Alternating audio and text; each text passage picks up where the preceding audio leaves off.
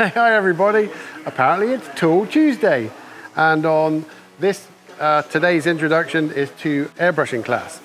And airbrushes come in many different formulas.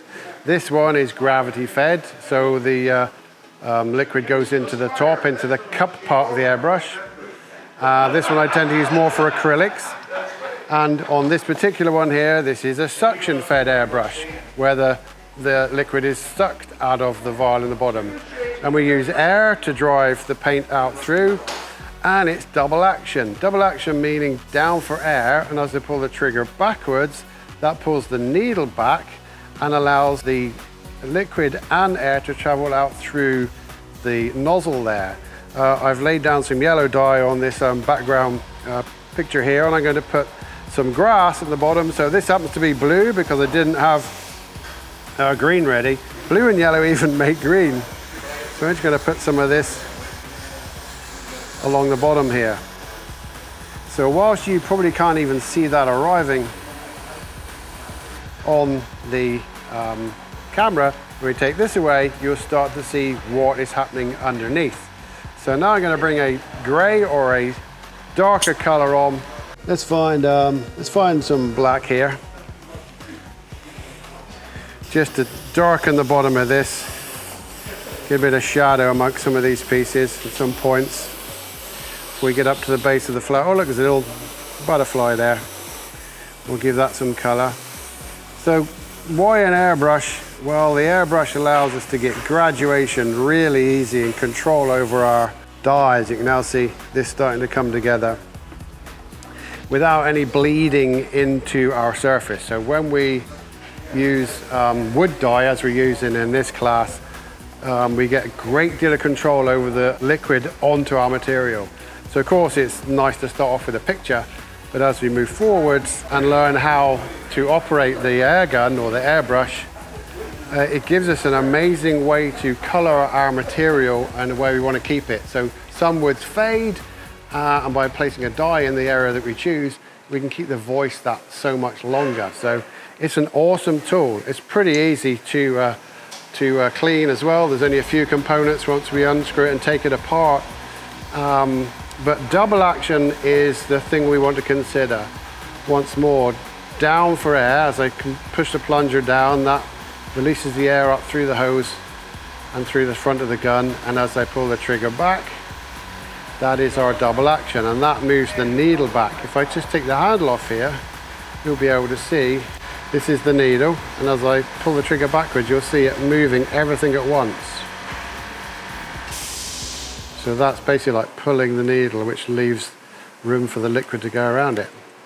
It's a great deal of fun, as long as you point it in the right direction, at you, not at me, or the bit you're spraying. I'm going to carry on doing these flowers at the top of here now. I think I'm going to bring some red on. Just quickly, let's just do a bit of red into the top of these flowers. Super fast, keeping it real simple. And what we're going to do here, we're going to place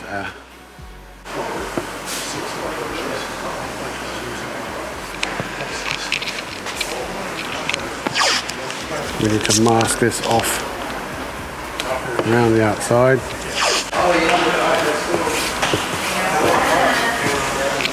Going to be doing a butterfly now and show you how easy this is, which is why we do this in weekend workshops, and which we're running here at the moment, a 2-dayer, an introduction into airbrushing.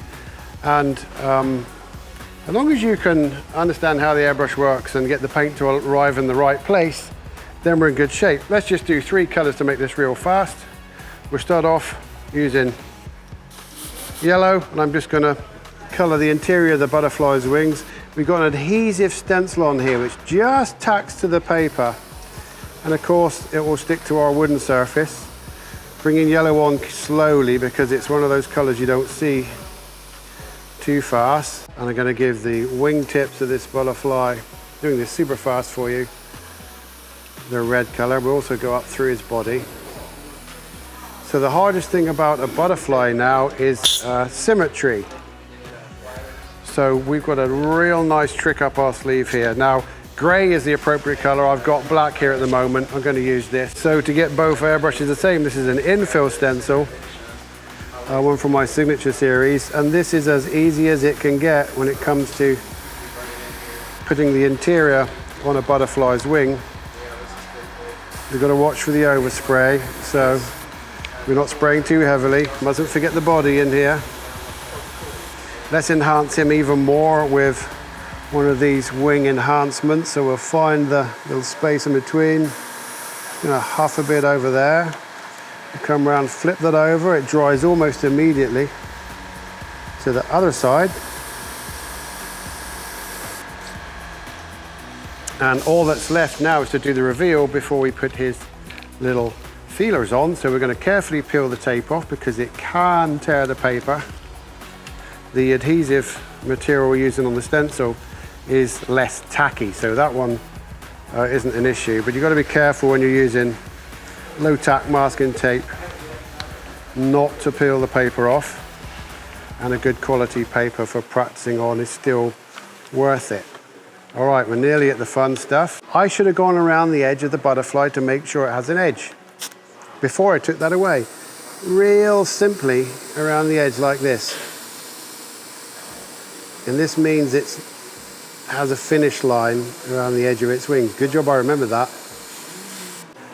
So the reveal was always spectacular really in my books. All that needs doing now is his little feelers, and we are in good shape. Let's choose those ones today. Try and line them up on the top of his head. Simple as that. What a bunch of fun. Hi everybody, I'm Nick Agar. Thank you for joining me for Tool Tuesday. This was all about airbrushing. See you on the next one.